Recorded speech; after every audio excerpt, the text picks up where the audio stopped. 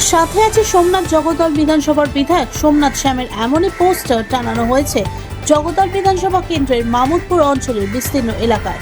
সকল সাধারণ মানুষ সরাসরি তাদের মূল্যবান অভাব অভিযোগ জানাতে পারবে মোবাইল নম্বরে সহকারে কিউআর কোডের স্ক্যানারের মাধ্যমে। মামুদপুর জুড়ে থাকা এই ধরনের পোস্টারগুলো রাতের অন্ধকারে ছিঁড়ে ফেলার অভিযোগ তুলল বিরোধী বিজেপি আশ্রিত দুষ্কৃতীদের বিরুদ্ধে তৃণমূল কংগ্রেসের পক্ষ থেকে। যদিও জগদ্দল বিধানসভা কেন্দ্রের বিজেপি কনভেনর নারায়ণ বিশ্বাস জানান, এই ধরনের নোংরা কাজের সঙ্গে বিজেপি কোনো কর্মকর্তা জড়িত নয় বলে জানান। দেখুন জগদ্দল থেকে সতীনাথ ভট্টাচার্যের বিস্তারিত রিপোর্ট।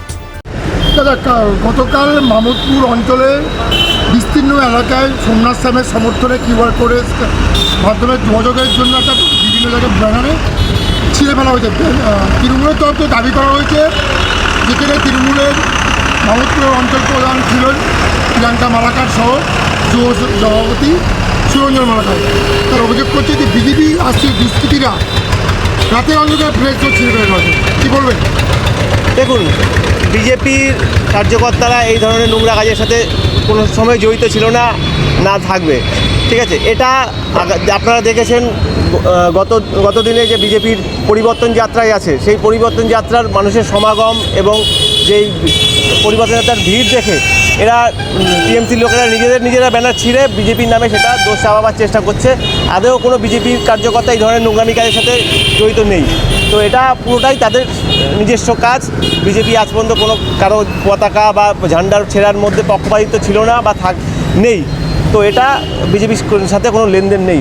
তাহলে কি বিজেপিকে এটা একদম বিজেপিকে মানে বদনাম করার জন্য এটা টিএমসির একটা চক্রান্ত। আপনার নাম? নারায়ণ বিশ্বাস, জগদ্দল বিধানসভার কনভেনর, ভারতীয় জনতা পার্টি জগদ্দল বিধানসভার কনভেনর। এখানে আমাদের বিধায়ক সোমনাথ শ্যাম মহাশয় একটা সাথে আছে সোমনাথ শ্যাম বলে একটা ব্যানার আমরা সারা মামুদপুর জুড়ে লাগানো হয়েছে সব জায়গায়। তা এখানে আমরা একটা প্রোগ্রামে যাচ্ছিলাম, রাস্তা দিয়ে যেতে যেতে দেখছি সব ব্লেড দিয়ে দাদার সব পোস্টারগুলো সব কেটে ফেলেছে, ছিঁড়ে ফেলেছে আর কি, ছিঁড়ে ফেলে দিয়েছে পোস্টার থেকে। ওটা দেখে আমরা দাঁড়িয়ে দেখলাম। খুব নিন্দনীয় এই কালচার। এটা আগে বাংলায় ছিল না। এটা কারা করছে? বিজেপিরা করছে, আবার কারা করবে?